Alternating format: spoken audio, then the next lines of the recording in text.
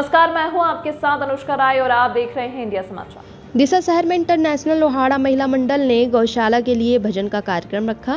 दिशा शहर में इंटरनेशनल लोहाड़ा महिला मंडल सेविका कार्य में अग्रसर है। यहाँ यह संस्था वृद्धाश्रम, शेल्टर होम, स्लैम विस्तार में जाकर मिठाई खाना, कपड़ा, चप्पल, स्वेटर और मौसम अनुसार सेविका कार्य करना, रक्तदान कैंप, प्रवास, वृक्षारोपण, पानी की परब जैसे कार्य करना। अभी गौशाला के लिए दिशा जलाराम मंदिर में जलाराम गौ सत्संग मंडल का भजन कार्यक्रम रखा गया।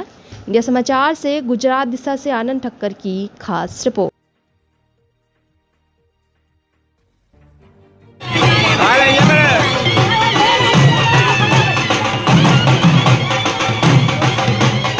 जय गौ माता।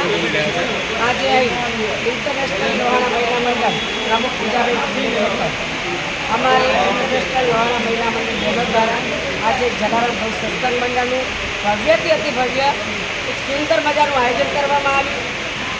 એ બદલ ખૂબ જ મારી બહેનોનો સાથ, સહકાર, સપોર્ટ, ફાળો કોઈ પણ રીતે મને મારી બહેનો એટલો બધો સાથ આપ્યો છે ને તેમનો હું પહેલાં ખૂબ ખૂબ દિલથી આભાર માનું છું।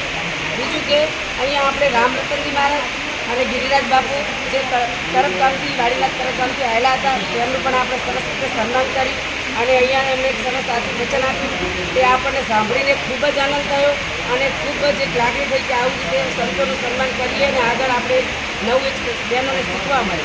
એ બદલ પણ એમને ખૂબ ખૂબ આભાર। આવે એ બદલ સંતોનું સન્માન કરી ખૂબ ખૂબ મારી બહેનોનો આભાર।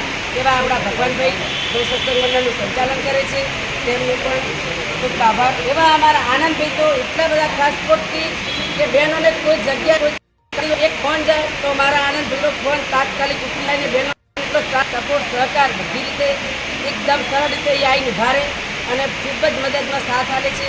એવા અમારા આનંદભાઈનો પણ ખૂબ ખૂબ આભાર અને મારા પત્રકાર મિત્રોનો પણ ખૂબ ખૂબ આભાર છે। બોલો જલારામ બાપાની જય।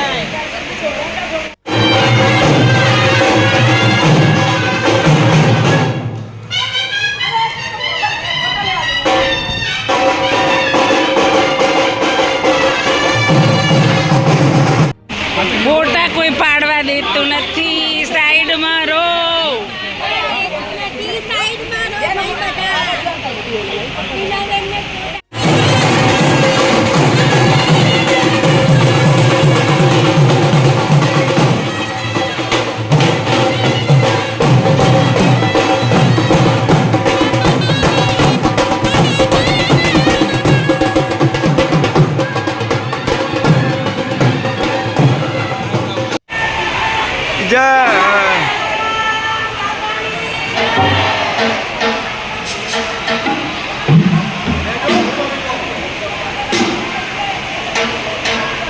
સિક્યુરિટી વાળા ભાઈ છેક બહાર બેસવાનું છે।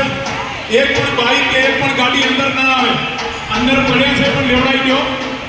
રિક્ષા કે બીજા કોઈ પણ સાધનો હોય નાના બાઈક જય જલારામ જય જલારામ જય જલારામ જય જલારામ।